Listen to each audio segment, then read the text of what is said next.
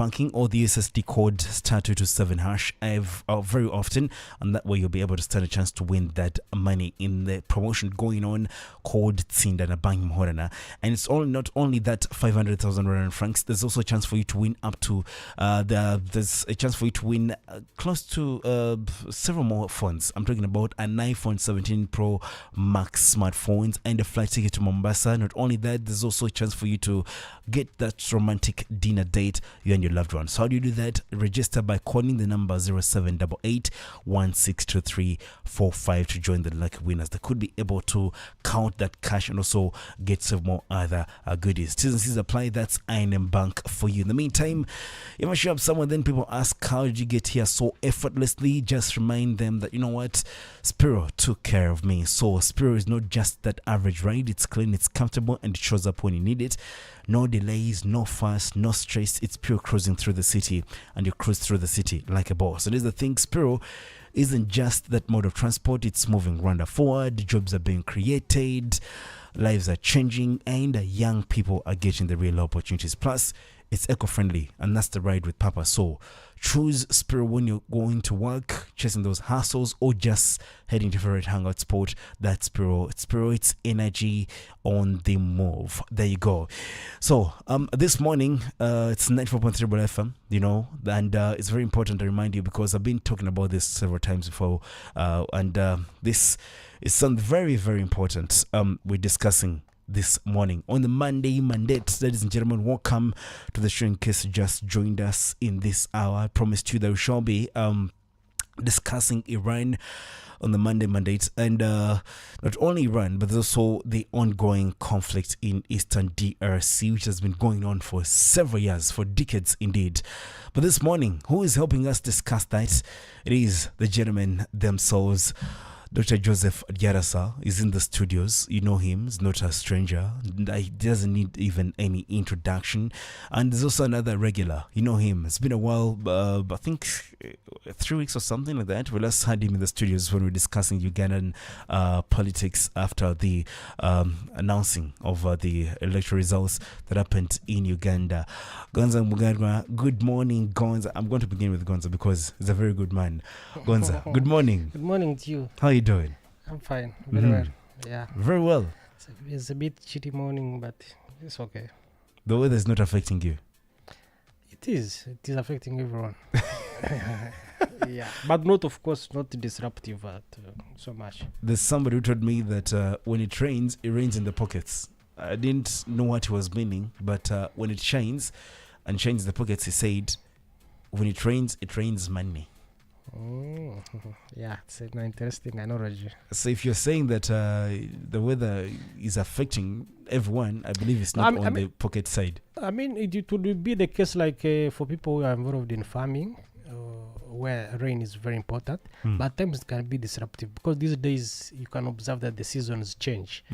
So those who plant, I saw somewhere someone one of the countries, the region, were advising people not to plant this area, saying that even though the rains are sufficient, they may destroy crops. So usually when the seasons are predictable, you could say that this is time for whatever farmers would be doing. But now you have to listen to advice from experts. But there is also an issue of climate change, because from December to this period, it's known to be somehow dry.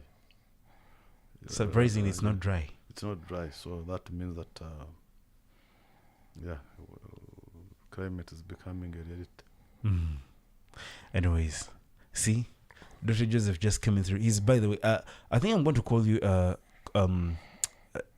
conservationist, somebody that believes in climate change, good weather, green energy, green finance. Is this all there as well? Anyways, I push for social justice. Social justice. Social justice involves everything.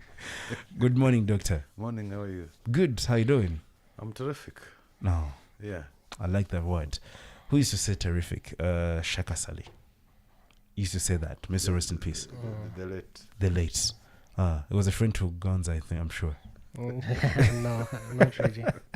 I knew him, but he wasn't my friend as such. He was a legend, though, in broadcast. He was very, very much so. Anyways, these two great gentlemen are going to help us discuss or give us a mandate this morning, heading into this new month and of course the new week. First of all, happy new week and happy new month. Same to you. How was your weekend? As usual. When you say Yeah. the Gen Z's, no, actually the millennials, 6, 7, 6, 9, 6, something like that. Like somebody used to say that common word ish, like 50-50, something like okay, not okay. We are there. Regardless, life moves on. Yeah, sure. What was your high of the weekend on the general current affairs and all that stuff? Your high? My high? Yes. Personally or on following the events? It could be personal, it could be the events, anything.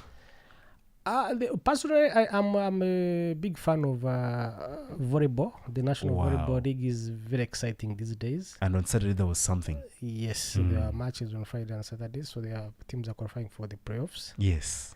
And for the first time, maybe if I can for the first time actually. Yeah, APR failed to make it. Yeah, failed to make it the playoffs.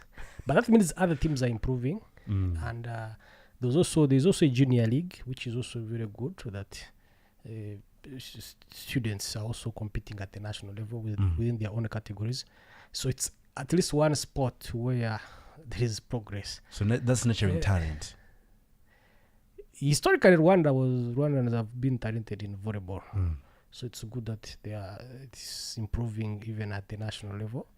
You remember when they competed in some of the regional tournaments, the Rwandan teams tend to come out on top. Yeah. So that's on sports.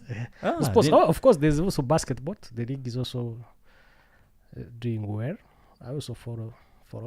On international level, of course, is the big story. The American Republican pastime of bombing the Middle East. You know, it's part of them that any president must bomb some country in the Middle East.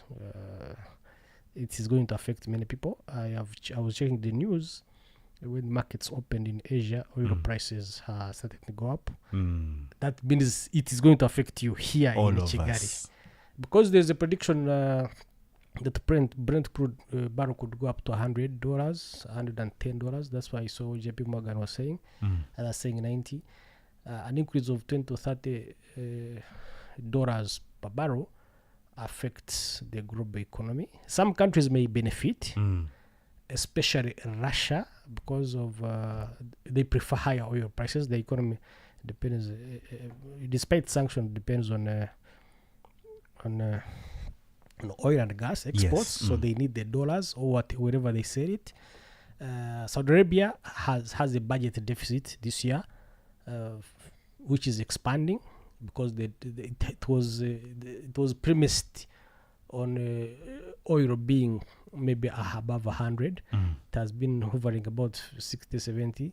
So even though they are closer to the conflict and they will be affected by the closure of the Strait of Hormuz, they also have a pipeline to the west. So higher oil prices could benefit some, but will affect other countries. They actually said, I think 2 ships had been already, put down.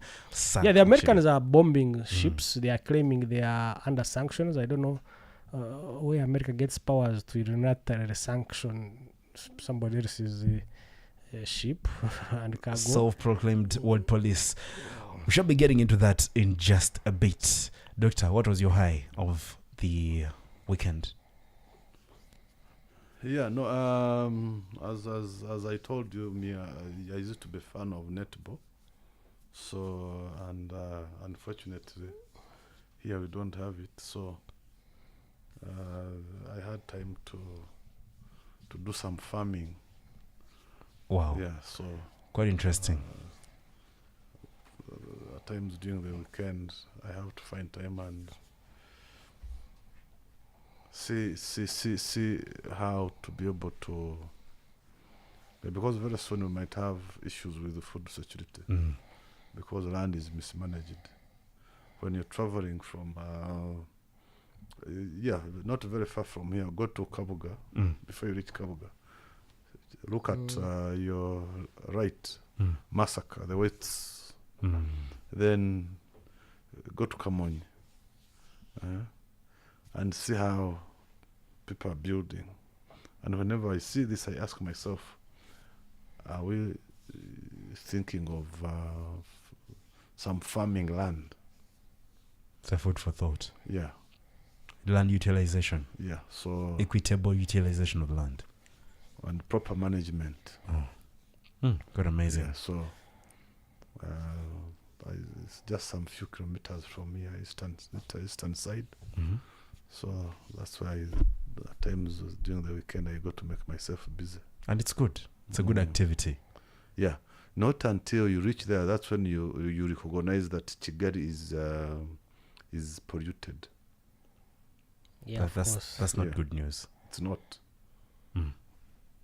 Yeah. Something should be done then. Yeah, maybe these e-mobility initiatives and solutions might contribute.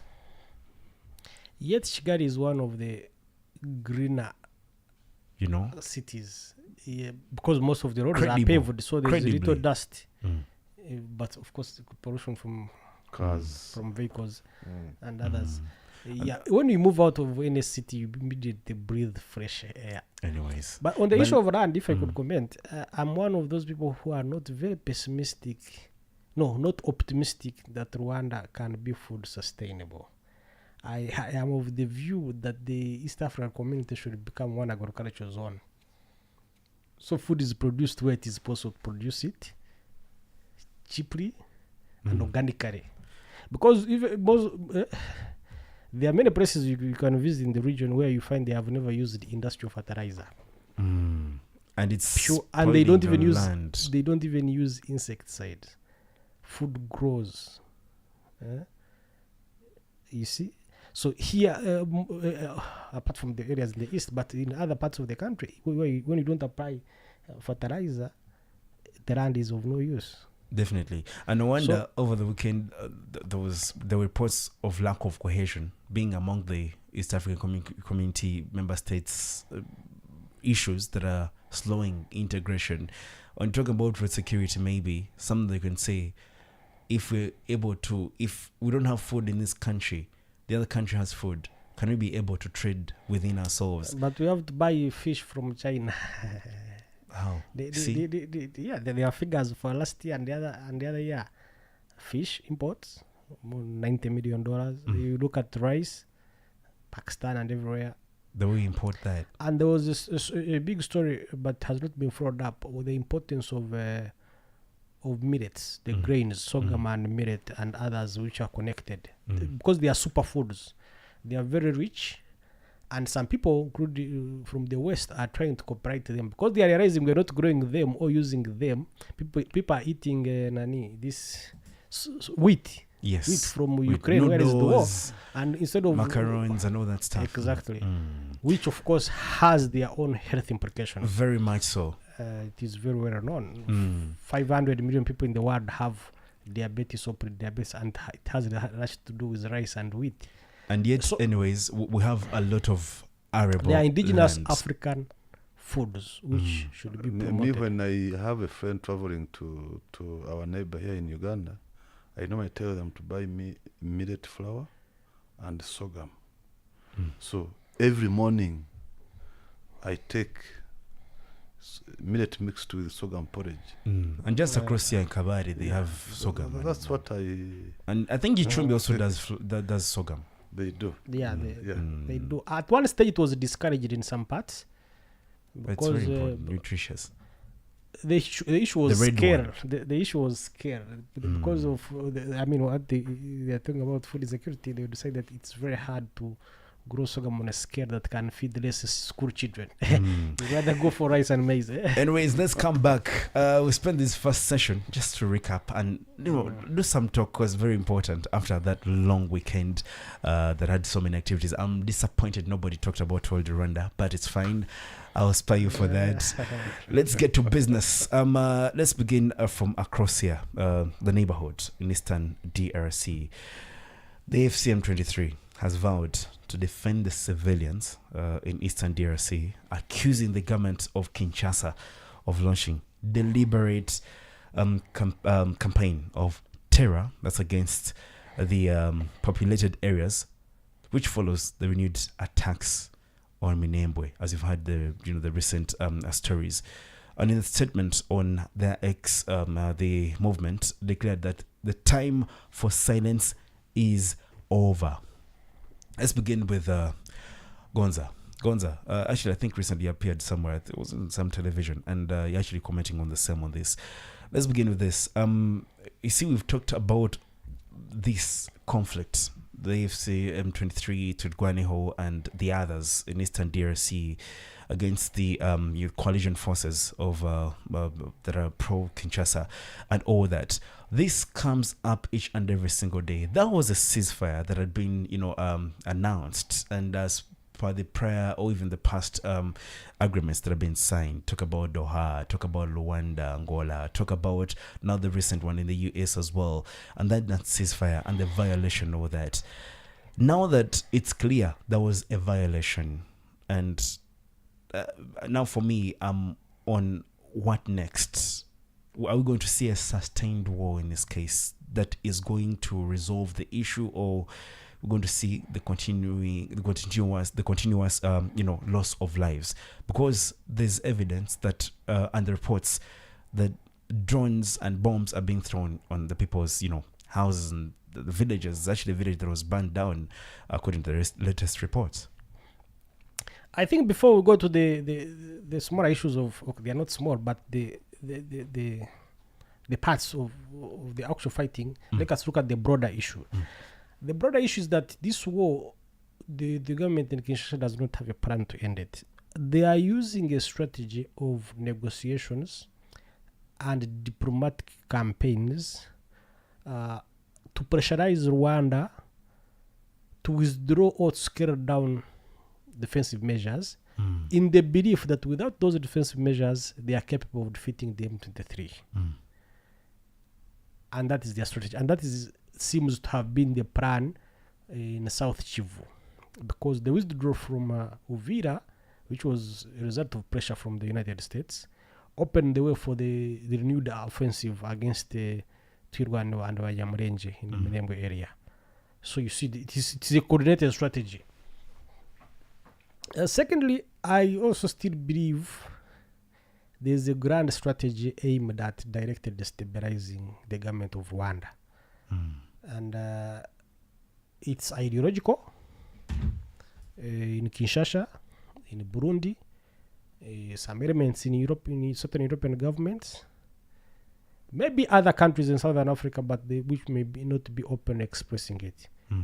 And that's why they are mobilizing exiles, including the children of former President Habyarimana and others, to form some sort of coalition.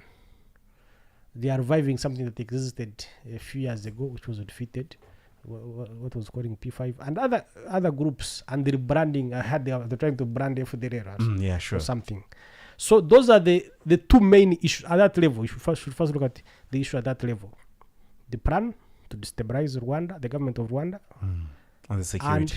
Yes, and the strategy of using diplomacy to coerce Rwanda to scale down defensive measures. Then they can confront directly the M23, because the M23 may be lacking some of the equipment necessary. For instance, anti-drone technology, high-level anti-drone technology, and maybe certain, because of the logistical the nature of delivering logistics to Minembwe is very hard if you are not controlling Uvira, so it allows for those attacks. So on the ground, the fighting has been going on. There was never any serious ceasefire. No, I don't think Tshisekedi wanted it as he proclaimed it, or if he wanted it, maybe he lacks the means to enforce it on the ground, because some of the Mai-Mais whom they call Wazalendo are a bit autonomous.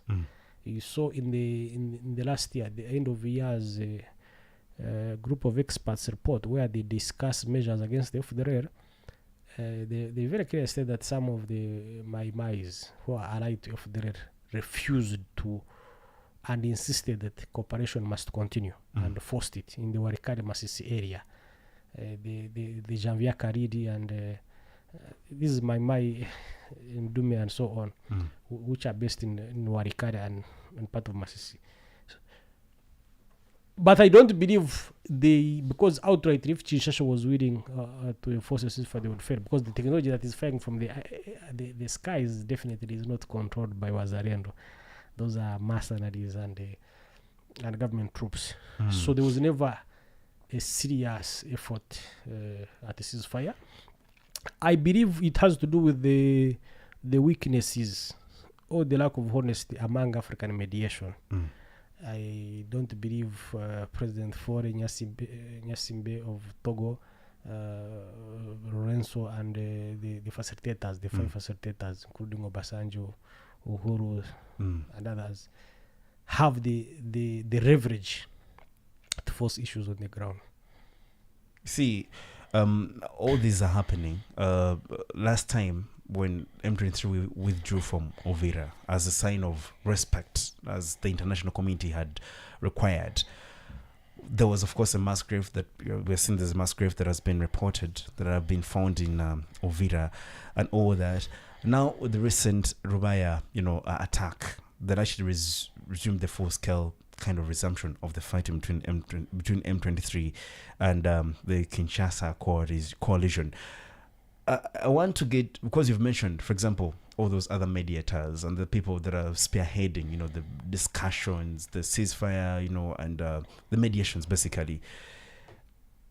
At the end of all this, with the different kind of, agreements that have been signed, and gentlemen who are supposed to be respecting this, getting up and like, okay, we're behaving like children.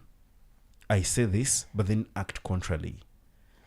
Doctor, are we seeing any sustainable or solution that is going to end this conflict? In that, is it M23 that is going to keep on fighting until they get to secure what they say they're fighting for? Or we're seeing Congo now, in this case, using its gimmicks or its tricks they use to when this M23 kind of issues going on? No, thanks a lot. I think there are two, I can say this with two examples. One, there's need for one side to fight and they win.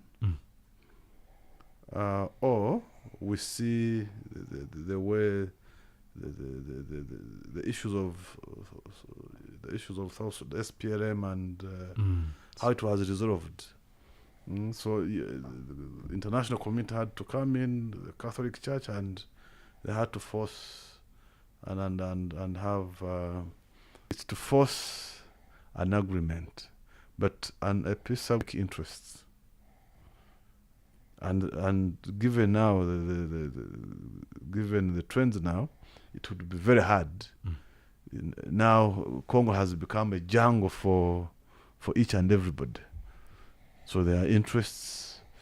Kinshasa has, if it wants any support, it gives mines. So and transaction. Yeah. So it has become transactional talks or transaction agreements, and there are also some multilateral companies that we don't talk about that have mines. But when you go to those mines, you find that they are being guarded by militia groups. Some of these militia groups are not fighting government, but are safeguarding the businesses of some multinational companies. So basically, the Congo issue has become a cocktail of everything. So, as I said, unless Kinshasa government, but of course it will be very hard for them to win this war, because one, they are not at the governance level. They have no proper governance. They are not coordinated. They have corruption inside the system. So it will be very hard for them to say that they are going to to win. On the side of M23, they need to be they need to either fight and get what they're fighting for. Because there is no, when you read in the history of these rebel movements, each rebel group is being accused of supported by so and so. Uganda was accused for supporting RPF.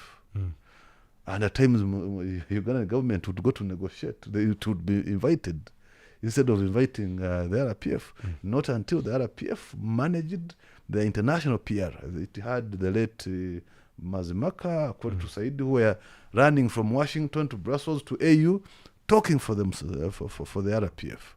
So, and they managed to brand themselves as a movement that is fighting for a comeback home. So M23 needs that. They need to improve the international diplomacy for the on the ground. Yeah. But they said that they're following the international humanitarian law. So ceasefire. No. You see, now with what is happening in the Middle East, I recently tweeted that I'm laughing at those who studied international law, international human rights law. I remember that. Because now it is meaningless.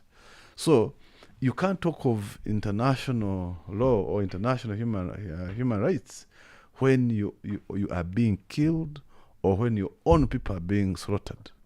So it doesn't add up. But what the Kinshasa government has exploited is that they've invested a lot in PR, in lobbying. So they've portrayed this war as if they are fighting with the Kigali government. They're not fighting with them. That's what they've portrayed in all their engagements. So the reason why they are hitting hard is because it was as if the Doha agreement was bringing them to a table with M23, and they didn't seem to like it. So they want to exploit the Washington agreement because it has some aspect of transaction. And you heard that they had given Rubaya to the US, giving a mining in a region that you don't control. In this case, it appears there's a fight for control of Rubaya. So this means that if they fight, they are fighting to have access to that area, which they've given to the US. So US might not comment because it has been given that area. So you find that Kisekedi is also exploiting some of the loopholes in these talks. 3, we have the Doha, we have the Washington, we have the African mediator. So it is just also a mixture. It's like going to Guhiga, Guhiga as in hunting, and then you have so many hunters. So they're going to confuse the dogs. There you go. But I want to come to Gonza. Gonza, is there going to be a solution? Because he was trying to literally say, okay, Sudanese Liberation Movement fought, then they had South Sudan. They liberated that country. Although there have been some, of course, few insecurity cases in Juba and all that, in those other states, Darfur, Eastern Equatorial State and all that stuff. Are we seeing the same in Eastern DRC? Because this thing keeps going on and on and on. And even mediations or agreements signed seem to be yielding nothing. Now that there's a little bit of a sleep between US, Israel and Iran, and the world is concentrating on that, are we going to see an advantage, let's say the M23 might use in this case to say, let's secure the people for once and for all? Doctor said something very important. He said somebody should fight and win. Because when you look at countries that suffered conflict for a long time, they achieved long-term stability by a decisive win, by the good side, I would say. Look at Rwanda. There was an agreement signed in Arusha, but there was no plan to respect it. So it took the RPF to decisively win. Of course, they formed the coalition government even up to now and picked up the good elements within the agreements and their own agenda and enforced order. In Congo, it's very hard to see a side emerging that can decisively win at this stage because of the various interests they talked about, especially the superpowers.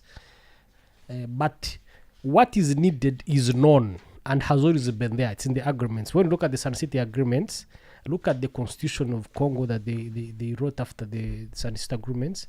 Look at the M23 of March agreement in Goma. It's is it 8 or 9? Look at the other agreements that the Tshisekedi government had with the M23.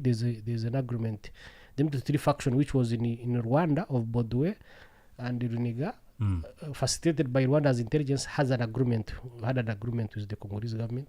Look at the other agreements. So if you look at all those documents, the solution to the problem are there. Even what was agreed in Rwanda before Washington, like the concept of operations against the FDLR. So what to do is known. The problem is who will do it, who wants to do it. Is it in whose interests? There are issues of governance. The Constitution provides for a sort of federal, even though they don't call provinces federal states, at least they put figures on sharing of revenues, which is very important to have revenues at the local levels to implement their own ideas. They never implement that. There are so many factors. So even now, I think that's where the problem is. I don't believe it is in the interests of either side to have to end the war at this stage. Yeah, but Tshisekedi's term is not. Why is that so? Because there are many factors. One is the competing interests of China, America, and now the Europeans. There's a battle of the giants. The giants. On who wants to control especially the minerals. Because I think that's mostly the interest on why they're getting the other side. Yes. Also, it's unclear what will happen when President Tshisekedi's term of office ends. He doesn't look like somebody who is working to complete his term and go away. Or if he's going away, under what terms. So there are internal political questions.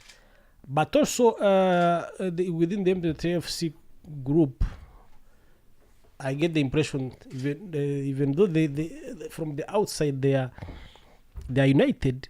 You remember before the FC was created, most of what M23 was talking about was largely localized within the Chivus.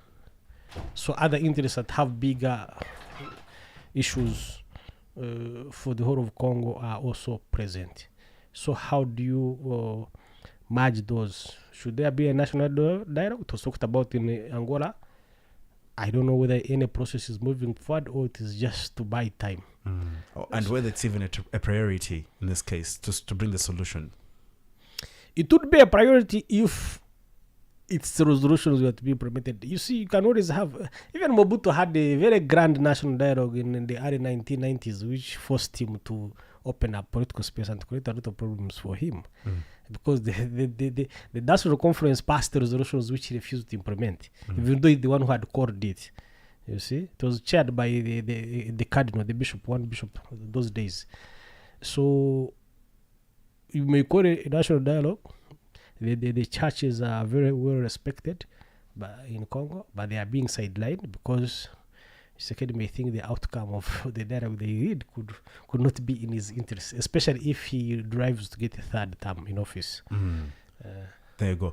Doctor, to end this, do you think there's a role that regional blocs could play to end this conflict? Because it has been going on and on and on. lives being lost in this modern day era where we're not supposed to be losing people just because of failure to agree and to implement on what has been agreed? So for regional blocks, it would be it would be a bit easier because they are neighbors to DRC. But now, I think DRC has. It belongs to, I think, 3 or 4. I think 4 blocks. There is Central, there is Eastern, The now SADC there is as well. SADC. But when you see one, DRC doesn't trust the ESC. If you see the East African force that had gone in, they started accusing Kenya of being on the even side, Uganda. yeah, and Uganda being on the side of. They denied Rwanda. Yeah. So, being on the side of saying that they are sympathetic to M23. Then, when you look at the stand of Tanzania is not known. You don't know which side they belong to. So they want to always be seen as if they are neutral, and their neutrality is questionable. So when you look at SADC, which Kinshasa government or Tshisekedi has ran to, also had SADC had its own challenges. They were not seen as peacekeepers. They wanted to crush M23. So if you're a peacekeeper, you need to listen to both sides and be neutral, but not to be one-sided. And also, even though Muganwa didn't want to highlight it, but some SADC countries are also part of that strategy that want to destabilize the government. Yeah, that the conflict to keep going on and on and on. And also destabilize those due to interests. And interests, yeah. So, so they're also behind that initiative of trying to support a force that would destabilize the government. Yeah. So the AU is just another barking dog. So these regional dynamics, regional bodies, I honestly say that there's no hope. Even the ICGRR, the International Conference on the Great Lakes, it has been there for more than 15 years. So I don't know what it has achieved. But to me, as someone who is also involved in peace initiatives, I think we need another way of addressing this. When two people can't sit on the same table and agree, so today, or what they agree cannot be respected. Today we need to bring in the academia, the historians. But you've always given solutions. Yeah. So we need that side. So because some of the issues that are going on in the region, not only the DRC, some of the challenges in the DRC might happen in Uganda. You had this funny guy, Frank Gashumba, saying that if you don't do this, you see M23 here. So you can also see the interest of Burundi. Why Burundi is supporting? They don't want the M23 influence coming down to South Kivu. You might know the reasons why, because they think M23 is Tutsi-led. So for Tanzania, you saw what happened during Chikwete's time. So there is another rethinking that is needed to look at the issues within. So there's no hope literally within this region, apart from the academia. Two, I would say that there is need to revive. If our leaders could be honest and genuine, if they're on the same table, to revive CPGR and maybe also include bring in Uganda and Tanzania, so that we can see if there is an economic regional framework that would tie these countries together so that we can see free movement of people and goods. With those interests, countries will be able to defend each other because they have common goods at stake. Morgan, is it frameworks or it's a lack of goodwill? What is lacking? Because frameworks have been there, I'm sure. Both, actually. The issue is different. The issue is political power. Because some of the problems in Congo are exported from our countries. If the rare is not Congolese, which the Congolese don't want to recognize and act accordingly. They do, but they are also conflicted. Because, for instance, the Congolese politicians who are allied with the FDLR, they have my militias. They use them as a backbone to access power in Kinshasa. So where's the end of this? In Burundi, Dr. T is a very good example. Gives a very good point of saying that there should be economic, when there is economic integration and interest, countries can work together. But the Burundi government has shown it is willing to starve or to impoverish its own people as long as the ruling party and its ideology dominates. That's why they cross the border and with big economic consequences. So at times it is an issue of how those countries are being managed internally, the tolerance for different views and so on, sharing power. So you find that at times they shift the wars to Congo becomes the football field that sort out problems emanating from different countries. Yes, frameworks, goodwill, also lack of leadership at a higher level. Tanzania before used to have that level of influence, especially when Nyerere was still around. And he's ever commented on that as well. Yes. President Museveni was supposed to provide that leadership, but of course he's overstaying the power and he's now simply as biased people. Yeah. And okay. He's now with the Gen Z, the judge. Okay. Yeah, he doesn't give much interest, at least publicly, much say in the issues in the region.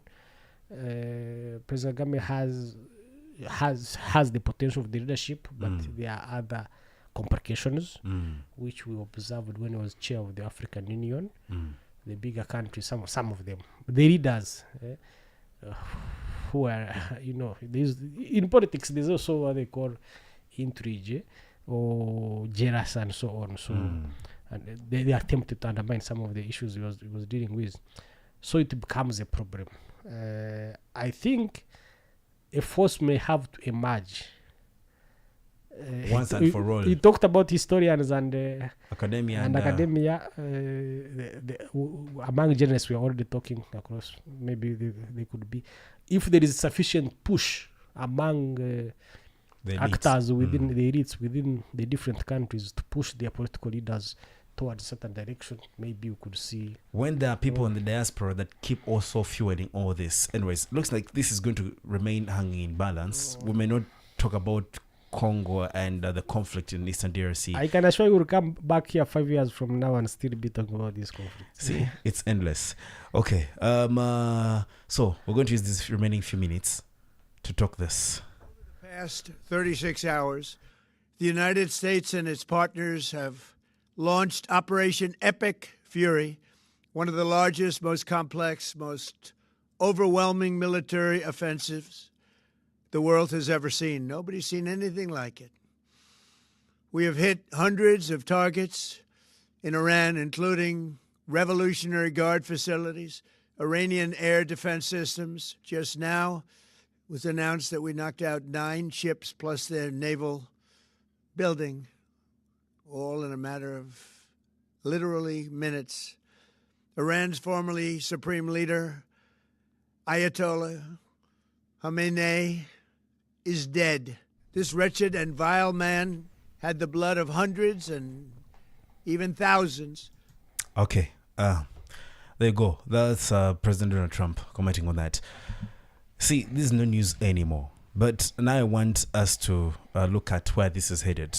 They've been, of course, retaliating all the reaction that Iran gave after that kind of hit by the US and Israel was that it had to hit the US bases, several countries within the Middle East.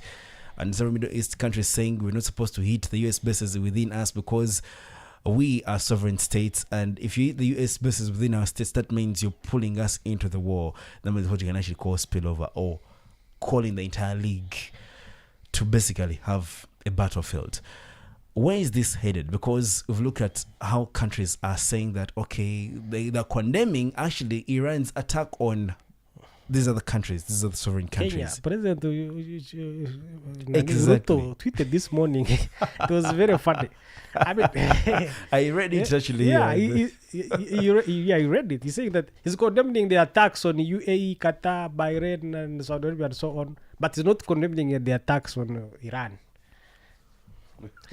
So it's a funny we're going to wait for situation. other African leaders to see how they're going to respond.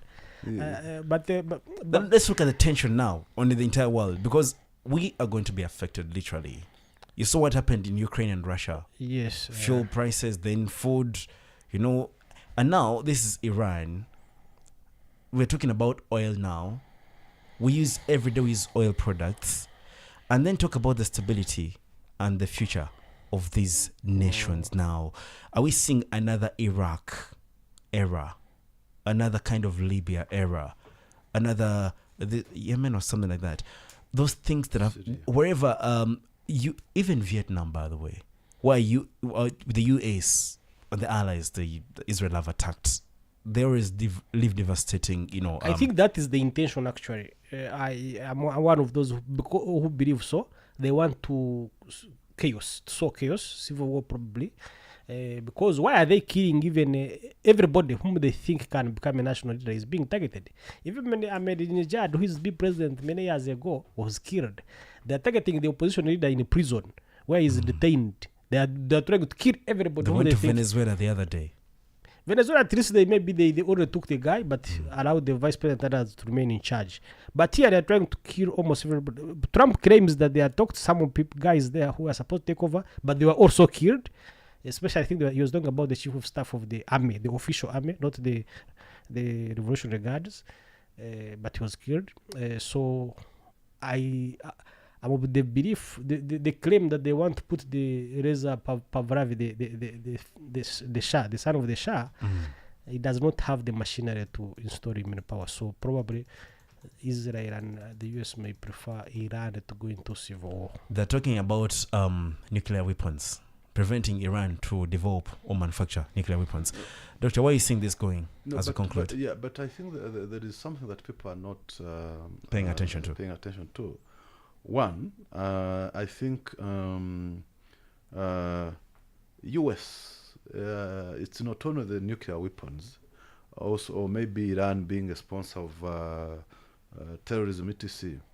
But US is also fighting the Chinese influence.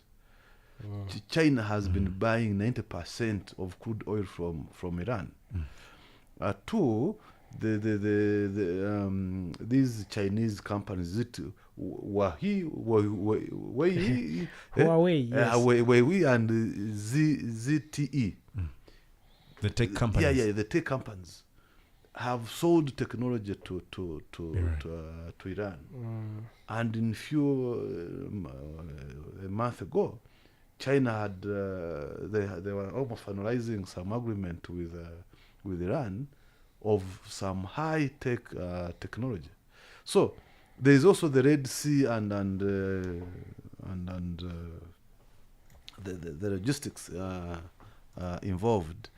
So all these issues might also contribute to why the US and Israel are bombing Iran. So the biggest challenge is that we might see chaos, because now everybody's being killed. We might see chaos, Iran getting into chaos. Two, Iran has tried to retaliate, bombing all these countries, which have the bases of the US. For how long will they be capable to do it? if the leadership, the command is being hit. So for how long are they going to do this? Who determines the end of this? The end of the of game. this game. So now China War. has kept quiet. Maybe it is observing the type of technology that the US and Israel has, so that it can produce higher. Who determines the length of this? The Russia duration is of also maybe want to exploit this and bomb Ukraine.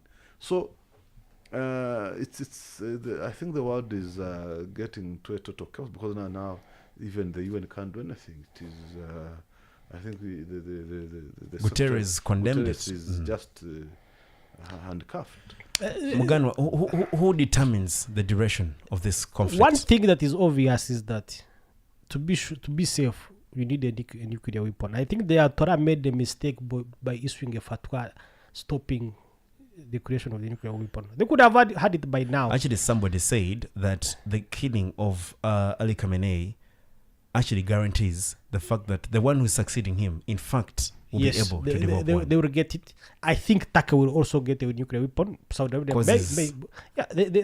Naftali Bennett, the former prime minister, was threatening them. Turkey has the industrial capacity to get it in a very short time. Even though they are NATO members, they have proceed. So nuclear weapons is, even Africa, we have to figure out how we did the nuclear deterrence, because after the wars in the Middle East, I can assure you, they are coming here. It's a food for thought, but I think we shall return next Monday to discuss this fully, because we've given much of the time to the neighborhood, Eastern DRC. Gentlemen, Muganwa, thank you so much. Dr. Diarasa, thank you so much. You'll have a fruitful new week and a fruitful month. Good morning. Let's get into the news. When we return, there's some more interesting conversations for you. Kigali in the morning continues. From around the world in 3 minutes. The news update on 94.3 Royal FM. The heartbeat of Kigali. Ni gahunda za 94